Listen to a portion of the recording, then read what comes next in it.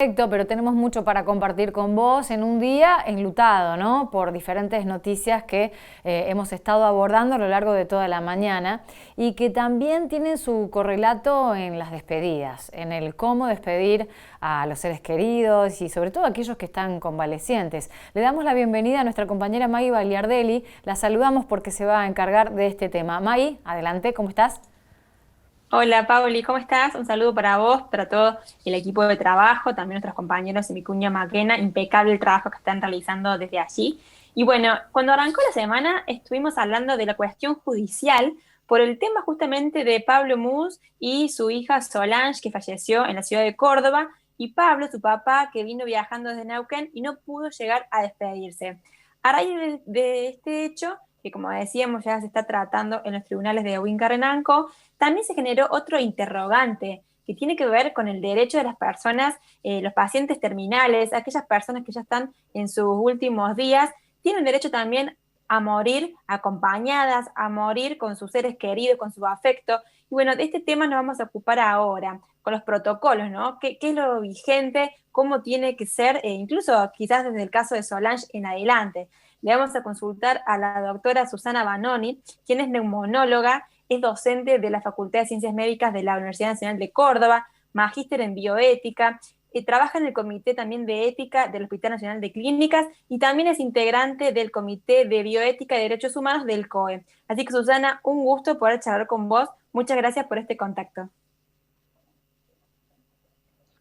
¿Qué tal? Muchísimas gracias por la invitación. Muy a gusto de poder compartir y sobre todo dar a conocer algunas cuestiones que a veces están un poco confusas en esta situación en particular, ¿no?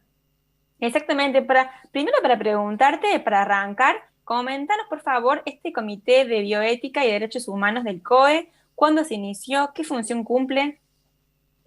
Bien, el Comité de Bioética y Derechos Humanos del COE se inició formalmente en junio, sin embargo, su trabajo se inició en el mes de abril, es decir, fue uno de los primeros comités que empezó a trabajar en dos capítulos. Uno, el capítulo de las recomendaciones justamente bioéticas desde el punto de vista de los derechos humanos, destinados a este fin esencial que tiene la bioética, que es el análisis de la conducta más adecuada con relación al tratamiento de los seres vivos en general y particularmente del ser humano y de su entorno o el ambiente que lo rodea. Con varias de las otras comisiones, entre la que se iba a dedicar a los protocolos de asistencia de los pacientes terminales, porque la bioética no puede estar divorciada de la realidad asistencial.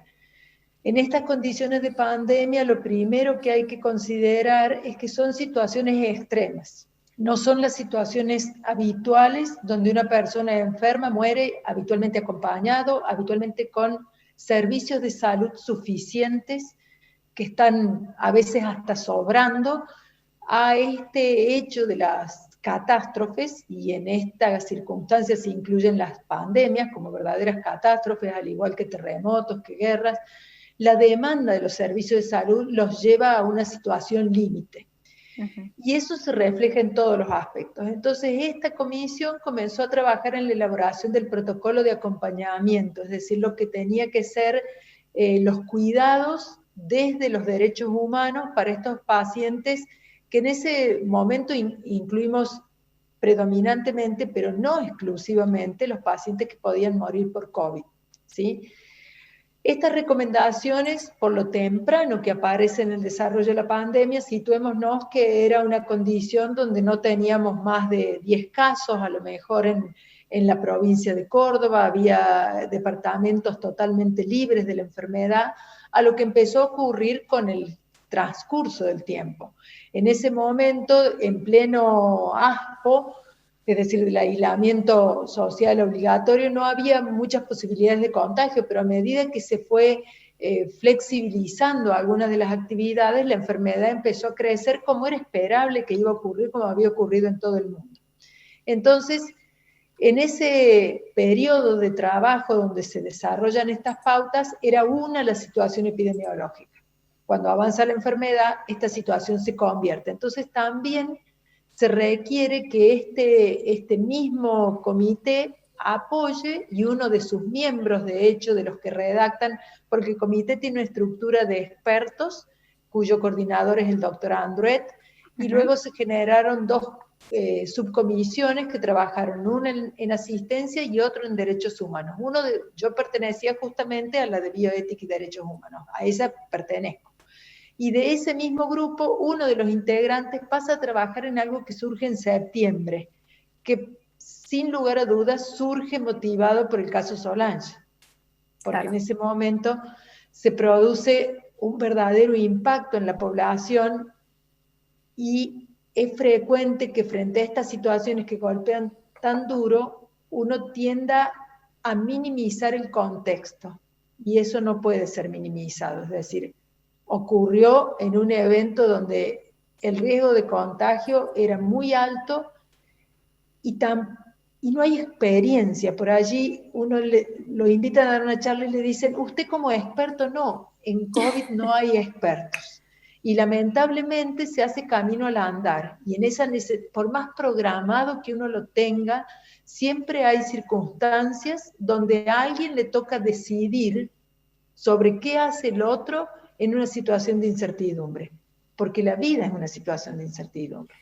Doctora, con el break, como se dice, con el diario del lunes, obviamente que también lo planteábamos hace unos días cuando charlábamos este tema con uno de los jueces de UINCA por esta cuestión judicial, era bueno, este hombre no tenía el hisopado negativo, entonces ¿qué hubiese pasado si entraba y contagiaba? También hubiese sido un problema. Ahora bien, ¿se podría haber resuelto de otra forma esta cuestión para que justamente esta mujer que pedía como último deseo por ver a su padre hubiese podido ser acompañado? ¿Cómo lo vieron ustedes? ¿Han hablado, me imagino, también de esta cuestión?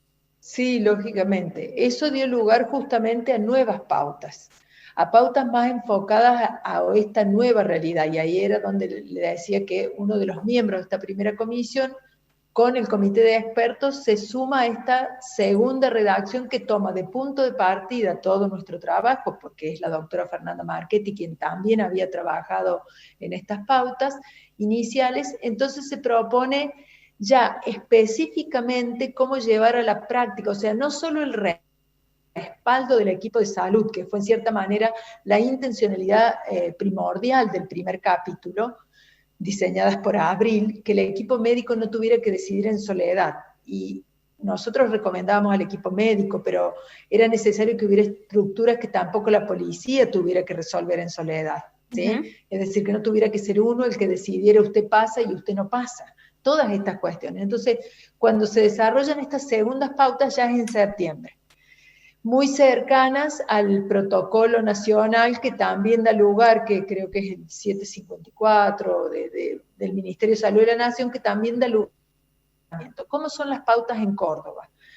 Las pautas que se desarrollan en Córdoba en el contexto de los derechos humanos que están contemplados por nuestra Constitución Nacional, que toma la letra de todas estas convenciones internacionales para convertirlas en ley, ¿sí? Entonces los derechos humanos tienen fuerza de ley en nuestro país, y allí se desarrolla estas pautas con la finalidad de que tanto instituciones públicas como privadas diseñen y adopten algún protocolo que permite el acompañamiento de lo que se conoce como pacientes en situación de últimos días, o sea, por las siglas SUD se lo suele mencionar, ¿no? Entonces están destinadas a esos pacientes y a otros pacientes que sin estar en sus últimos días tienen una condición especial que requiere del acompañamiento, como por ejemplo una mujer en trabajo de parto, como por ejemplo una persona con una discapacidad, un menor, es decir, son sujetos que no pueden ser aislados, porque son algunos porque no tienen la capacidad de comprender el aislamiento, la situación del parto porque dependen de su pareja muchas veces para completar en felicidad esta situación, y bueno, los pacientes que lógicamente están en situación de últimos días, no solo por COVID, sino por otras enfermedades. Lo que pasa es que los pacientes que lo están por COVID plantean algunas condiciones especiales porque el riesgo es la diseminación de la enfermedad más allá del área de internación, es decir, estos pacientes están en áreas de aislamiento en todos los centros públicos o privados donde se atienden, y por lo tanto el familiar que ingresa debe tener, puede ser familiar, allegado, es decir, es el propio paciente, o si él ya no tiene posibilidades de decidir, el allegado o familiar que pueda demostrar que es el más apto para comunicarse o entrar a visitarlo, y tiene que tener claro que va a firmar un consentimiento informado, conociendo que tiene riesgo de contagio por más que se le provenga el equipo de protección personal. Entendamos que la cantidad de médicos contagiados que trabajan con equipo de protección personal, que saben exactamente cómo usarlo, que lo practican varias veces, imagínense para un paciente, para un familiar allegado que tiene que ingresar con estos elementos, los riesgos son similares. Entonces, esto tiene que conocer el paciente y tiene que estar dispuesto a hacer aislamiento preventivo porque ha sido contacto estrecho de un paciente infectado. Entonces, pero al menos hay una luz, digamos, al final del túnel, hay una solución. Hay una decisión legal de que las personas pueden acceder con estos cuidados, ¿sí? Perfecto, doctora, le agradecemos muchísimo el contacto con Puntal AM. Eran estos puntos que queríamos, obviamente, un poco ir desglosando la situación, también para brindar tranquilidad a aquellas familias que nos están viendo. Muchísimas gracias por este contacto y bueno, y ojalá podamos ir conversando en otro momento con usted. Muchísimas gracias a ustedes, muy amables. Bueno, acabamos de entrar a hablar de desarrollar esta idea con la doctora Manoni, quien es una especialista en el tema de bioética, y déjame, Pablo, también comentarte una nota de última novedad que tiene que ver con, en el caso Solange Mus, el fiscal de Huinca-Renanco rechazó intervenir la causa y el caso va a ir a la Corte Suprema. Recordemos que lo que se estaba disputando a nivel judicial tenía que ver a qué justicia le correspondía, ¿no? Claro. Llevar esta causa. Pasó de la federal a la provincial, y ahora la provincia, en los casos del tribunal de Huinca-Renanco, el fiscal Marcelo Saragusti dijo que no le corresponde, así que esta cuestión se va a terminar desarrollando en la Corte Suprema. Bien, Maggie, muchísimas gracias.